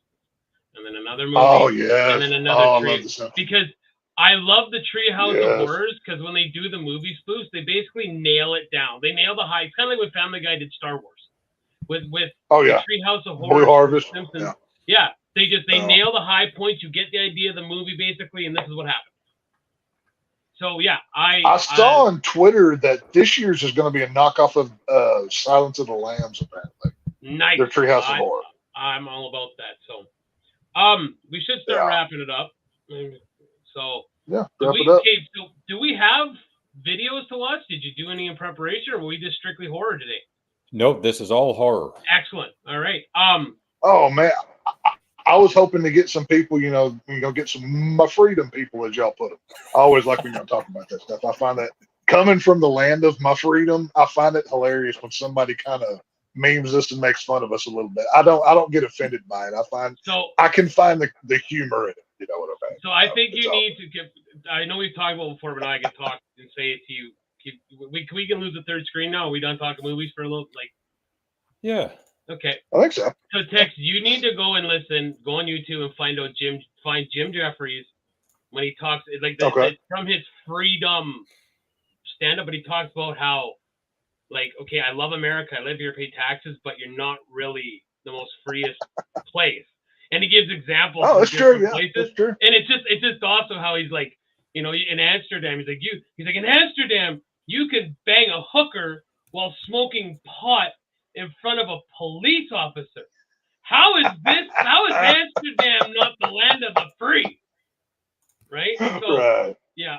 That's hilarious. Oh, sorry. Okay. Well, we haven't done. Hold on. Just freedom. I like that. Okay, ready? Cool. Here we go. Wrong. There you go, Bolo. There you go. Just for you. But yeah, So before I forget, I do have a song because we're talking about a lot of older stuff. This song came on Grand Theft Auto, and I forgot how much I loved it. What Would You Do by the Dog Pound from 1996. I just came on. Yeah, and I was like, man, this is a good, me and the kid, he's gotten better as he gets a little older now. I love me some old rap, like Pac, Biggie, Dog Pound, and he's kind of coming our way now where it's like, okay, your guys' rap was so much better. Because these guys, when they would tell stories and, oh, this is rap. I'm that old guy. This is how rap's supposed to sound. So, all right, Alex, do you want to add to the list of merriment that Tex had all those movies? I said Treehouse of Horrors. What movies do you want to add to the list? Sure. How much time you got? Well, hey, I got nowhere to be. We can go all night, boys. Let's go. I'm not hungry, but I can't go all night. I got to go work in the morning. Oh. Hey, I do too, but that's no excuse. Horror comes to become horror comes before paychecks. You should know this ahead of But time. I wish Come it on. did. I wish it did. Oh, I wish it did. So, Oh, yeah. go ahead. No, go. You go. No, because I asked you to go, so you go. All right. So I will give my weekly movie recommendation first. And out of the, I think, 20 movies that I saw over the past week, this is the one that impressed me the most. This is from Spain from 2012, Para Elisa, which is for Elisa. It's only hour 15, including credits. The story probably could have been fleshed out a little bit more. However, for what it is, it did impress me. It does have some really unsettling and creepy moments. And because it's 2012, it will end, kind of as you think it would in this day and age, which is to say, not on a happy note. Another And movie as to well, add to this. Oh, yep. sorry. I know. I just because we said all these movies. I know we said it before. People Under the Stairs. People Under the Stairs. I can't say that movie enough. It holds up. That's a great Wes Craven classic right there. Movie. And look at the poster. That poster, that's one of those posters that I would put on the wall right there. That movie poster is awesome. Look at that. Simple. Yeah, great movie. Great movie. And not enough people talk about it. That looks a lot better than 10 floating heads on a background with words. You know what I'm talking about? Yep. So, I completely agree. I couldn't agree more. Yep.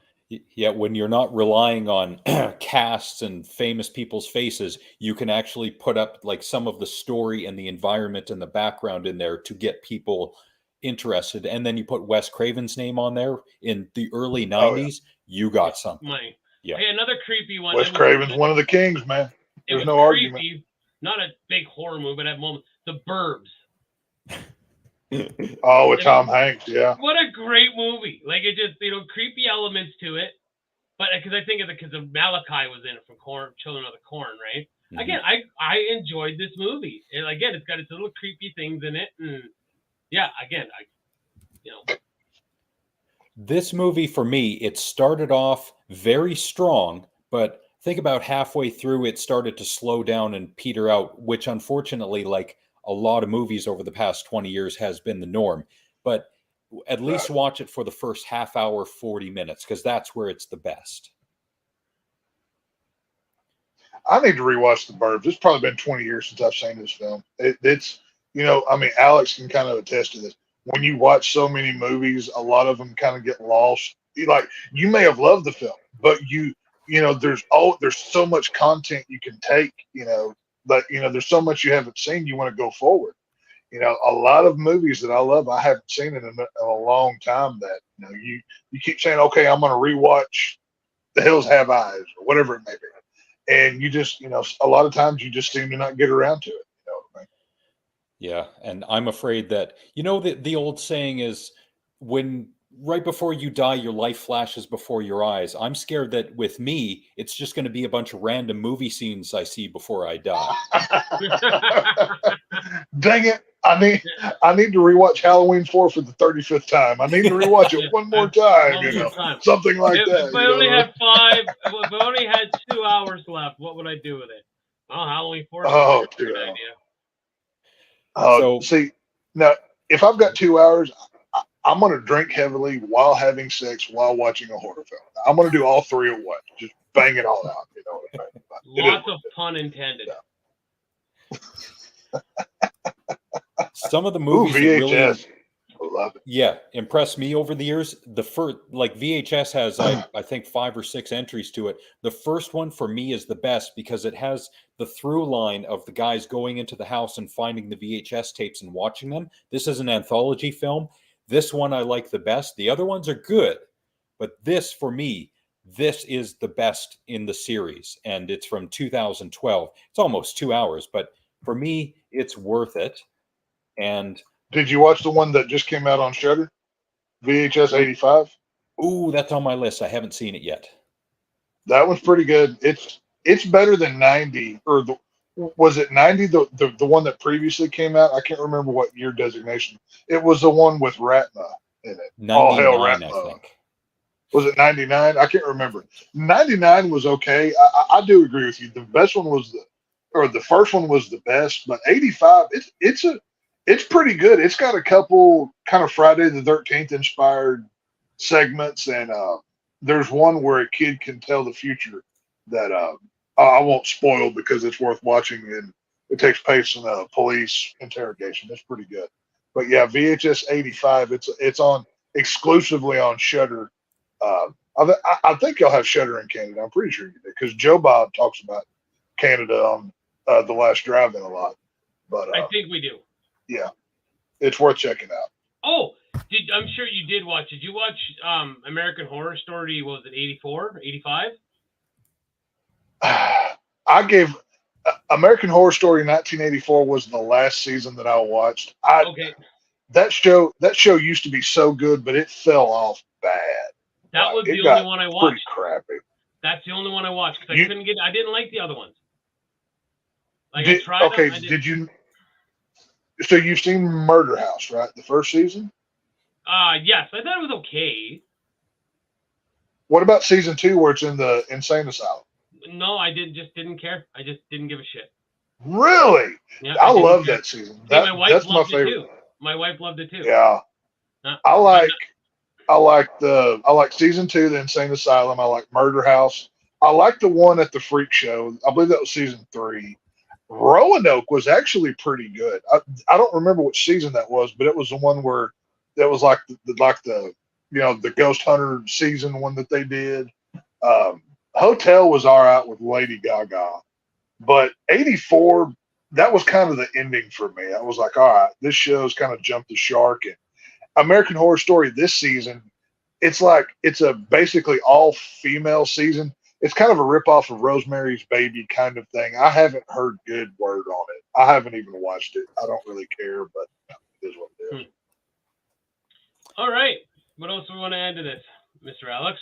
If y'all like zombie movies, this one, The Horde, this is from France from 2009. This is pretty gritty. It's all shot, if I remember correctly, handheld. And France has done some excellent movies over the years. This is one of them.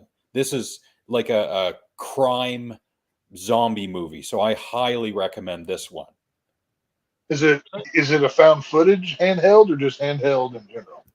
Just handheld in general. Handheld meaning a handy cam. So it's going more kind of for the so it's got like the shaking the camera and stuff. Yes. Okay. Yeah. Handy cam, shaky cam. Gives it more of a gritty realism to it, just like The Strangers. Oh. I'll have to check that out. Now, is it English dubbed or is it in French? It's in French. I like watching movies that are foreign with the subtitles because I like hearing the actors' actual voices. I'm sure there's a version out there that's dubbed, but the dubbed versions, I don't want to say anything bad about people who do the dubbing, but it doesn't match with what the actual actors are saying. So, yeah. I don't know. Zombie 2 from Lucio Fulci, where it's dubbed over with English actors. That's the only movie where you get a zombie fighting a shark in the ocean. Like that's one of those movies you must watch. Like it's an amazing film. It was on this previous season of Joe Bob Briggs' The Last Drive-In on Shudder. I love Joe Bob Briggs. He's the reason why I'm a horror nut. But I can't praise the man enough. But yeah, Zombie 2, Lucio Fulci Zombie. It's got like 15 different titles throughout the years. But go check it out. Yeah, he's done a lot of crazy Italian giallo films over the years, and some pretty venturing into extreme horror. It's a shame that we can't go too much longer because aside from one of my co-hosts of the You Missed It podcast, Zach, there's really no one else I can talk to about extreme horror aside from you, Tex. And one of these days, we should just dive into extreme horror for a long time. Hell yeah, man.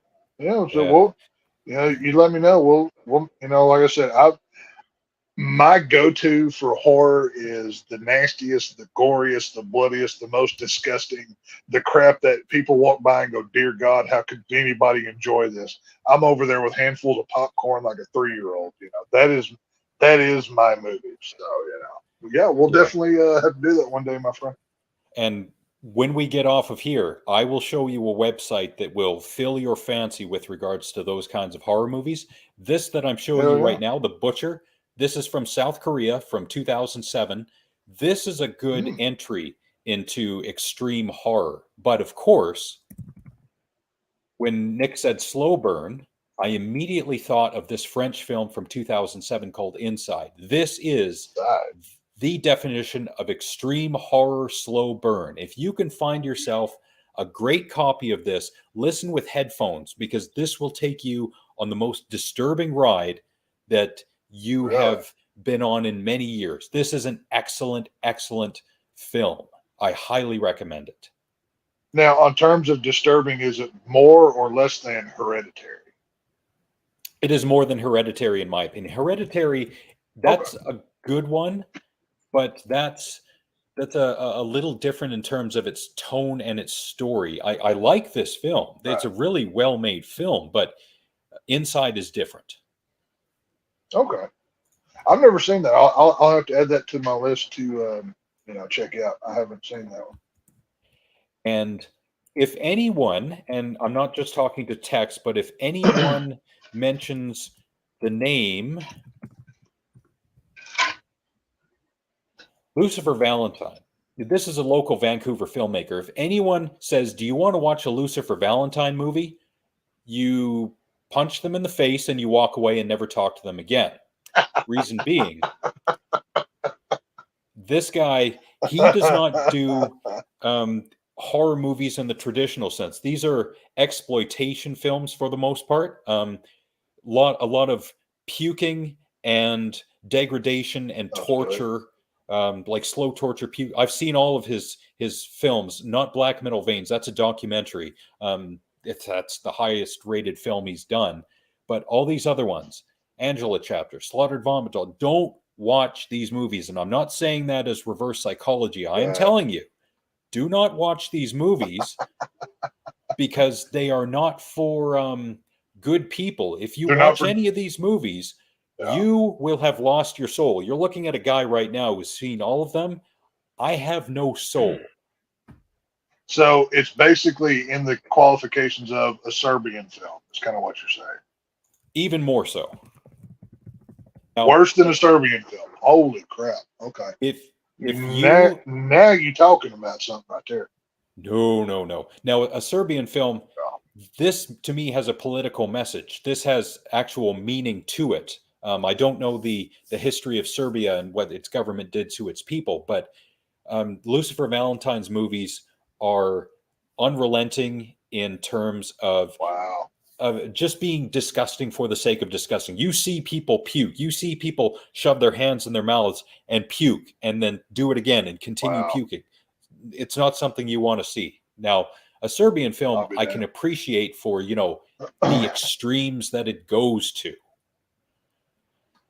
Yeah, it's a Serbian film is, I mean, even for somebody like myself that I love the vile, the dark and disgusting, that a Serbian film is one of those, if I never see it again, I'm okay. It's one of those films that when certain scenes happen, it's like, holy, like, okay, we're going to turn this off and go watch Andy Griffith for a while to cleanse our brains. It's like, we're going to, are the Beverly Hillbillies on? Maybe we can find something wholesome, whatever.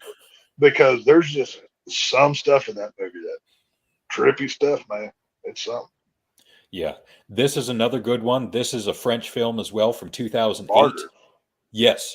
Please watch this movie if you're not so much a gorehound, but the brutality that happens in this movie is something else. But I love the ending of it. And it's you have to keep in mind that when this film is going on, what is happening for a reason. And you have to see the ending to know what I'm talking about. So I do recommend this film, just like Inside. High Tension from 2003. It's pretty good, but the main criticism is that the storyline does not hold up to the end, like some of the plot points, and I can see why. This is an excellent one. This is a Spanish film from 2007. It is found footage. This is great. That was pretty good, yeah. I think that was. Didn't they remake that one into Quarantine here in America? Yeah. I thought so. Yeah, I think I saw Quarantine, but I'm not a great fan of it. You know, there's another one, and I'll cut short the list because I got way too much on there. This one from 1987. This is extremely well made. I highly recommend this. Yes. I don't recall that one. I'll have to look into that. And if you like, here we go. The Collector. This is a great one from 2009, Yes. and the sequel is excellent as well. Fun fact: did you know that was originally supposed to be a prequel for Saw? Ooh, I had no idea. That originally, when that film was being made, they had that set up as the Saw, like the Saw movies proper, as a prequel to one of those that was going to take place in that world. But they wrote that out when they didn't do that. Here's one from Australia. It's called Scare Campaign. This gets pretty brutal at times. I can't remember if this is, no, it's not found footage. It's just straight up Australian horror. It's pretty good for what it is. And I will also recommend another one from the same year. This one is good. Fear Inc. I've seen that one. Yeah, that one's good. I've seen that one. And if I could recommend one more. Okay, all right. So I'll go with another slow burn. You may have seen this one, Tex. Nope, not that one. Go back. There it is. The Invitation from 2015 with Logan Marshall Green. This is a very good movie. I don't think so. This is another one where it builds and you think, well, I think I know where this is going, but then something happens. Oh, no, that's not going to happen. But then it builds again. Oh, maybe it's going to happen. And by the end, it pops off. It is great. I recommend this highly. Oh, yeah. Yeah. All good. All good. There's probably like 50 good suggestions of movies that y'all can go watch within this podcast alone. If you haven't got a scary movie that you want to watch yet, just go through any of the films that the three of us have brought to you here.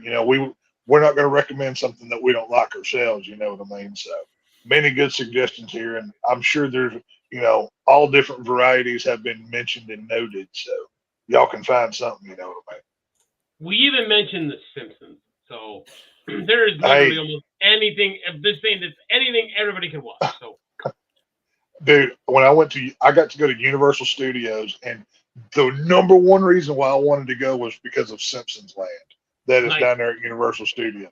I got a picture with Krusty the Clown, dude. Like, I was so freaking happy. I was like, I'll have to send it to you because like I look like an idiot. Like I'm wearing a neon green T-shirt and it's the same color as his pants. I didn't even plan it; it just happened that way.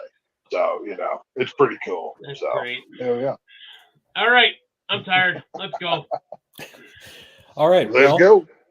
Thank you, everyone, for chiming in today and showing up, including Alma, Bolo, Wade, Frank, Casey, Beverly, Sarah May, Big Red, and Ryan. Anyone else I forgot, I really apologize. People we haven't seen in a while and we hope are doing well. Hanama, Overseer, Penny, Jen, Corey, and Trevor, the other Trevor, and Jolene. Shouts out to Gareth, Susan, Ravi, and Ashley, and a very big Canadian-style Texas thank you to Tex for taking his time to be here with us tonight. Thank you so much. Happy to. Hey, and it might actually come. I was already thinking, like, come winter, because if I go on call, we'll kind of just, I don't know if Mondays would work, but there'll be, I guarantee you there will be a Monday I will not be able to be here for work. And maybe that's when you guys do your bloodbath. Yeah, like, my schedule is, it's kind of full, but you can always make time for the important things, and if I'm ever needed, y'all let me know, and we'll go from there. Yeah.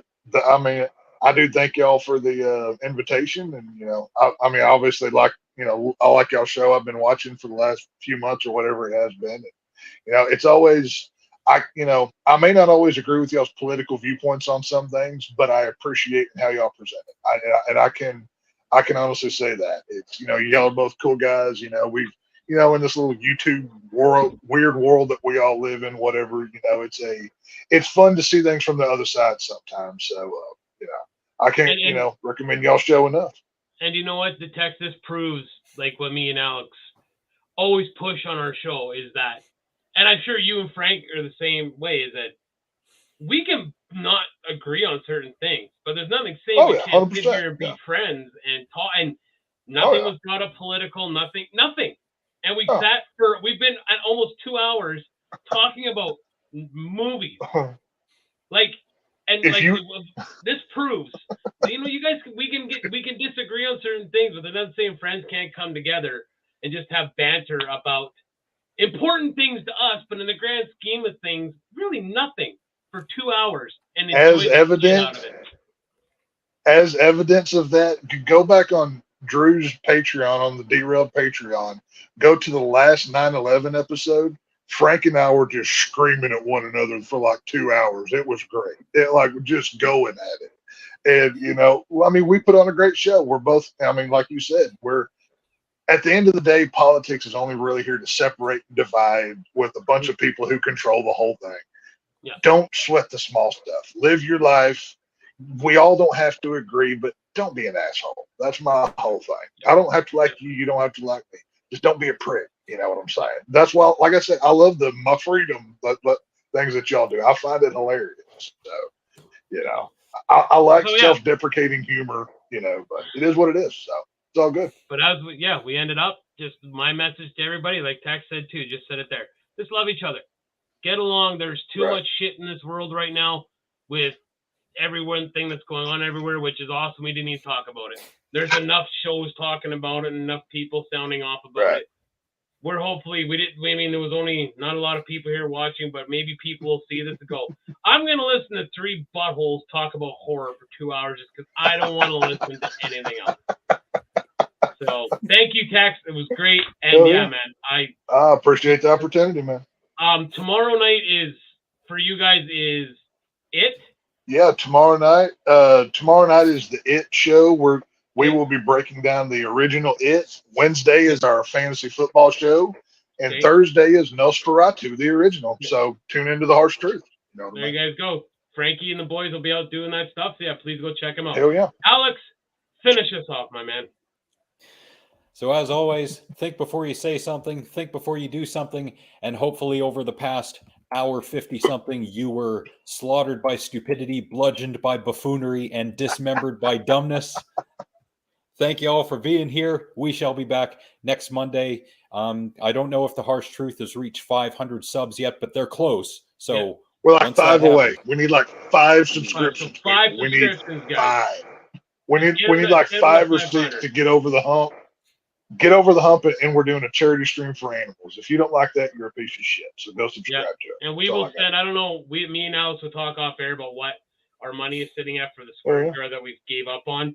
We will make it an even number, and we will get it to Frank, and and we will be a part of that. So so make sure. Go ahead. No, I was going to say, if you want to up the ante on that swear jar, I can get a few more drinks going and just take off the proper filter that I have currently installed. Oh no, y'all will be off YouTube in like 3 minutes. No, we got rid of the giving money. Yeah. I said, F it, I'm done. So. Anyways, all right, let's get out of here. Yeah, if we want to increase the swear jar, we could recite the script from Menace to Society from 1992. Yeah. But we're not going to do that. So, subscribe to the Harsh Truth and subscribe to the Night Watch Zone, who's got great horror movies, especially in their slasher movie playlist. Yep. So, if you don't subscribe to the Harsh Truth, you don't love the animals, and that means these people will win the Bilderbergs. Right. That's great. All right. Thank you all very much. We will see you next week. Take care. Adios.